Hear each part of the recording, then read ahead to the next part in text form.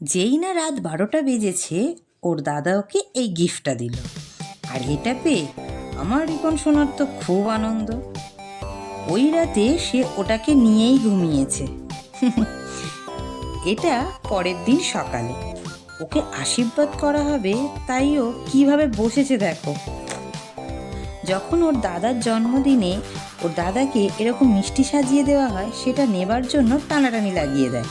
কিন্তু আজ যখন ওকে দিয়েছি, সে তো হাতই ঠেকায় না।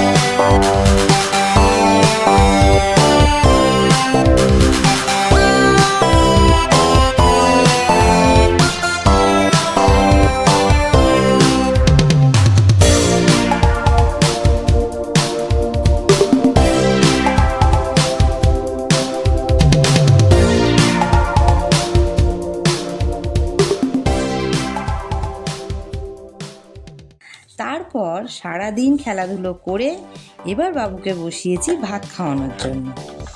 সে তো এমনি ভাত খেতে চায় না, তার উপর এত খাবার দেখে আরই খায় না। সে শুধু বসে চাটনি খেয়েছে, আর কিচ্ছুটি নয়। এবার সন্ধেবেলায় বাবু ঘুম থেকে উঠেই দেখে ঘরে বেলুন সাজানো হয়েছে, আর তাকে পায় কে, তার তো খুব আনন্দ। সাথে সাথেই খুলেও নিল কটা। আমাদের সাজানোটাই বৃথা হয়ে গেল।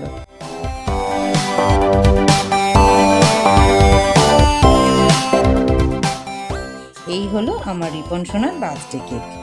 পাশাপাশি দু একটা বাচ্চাদেরকে নিয়ে কেক কাটিংটা হয়েছে।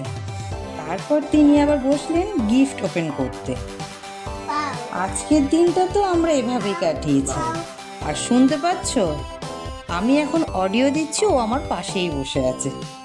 এবার তোমরা একটা কথা বলো তো, আজকে এই ড্রেসটা পরে আমার সোনা বাবাকে কেমন লাগছে?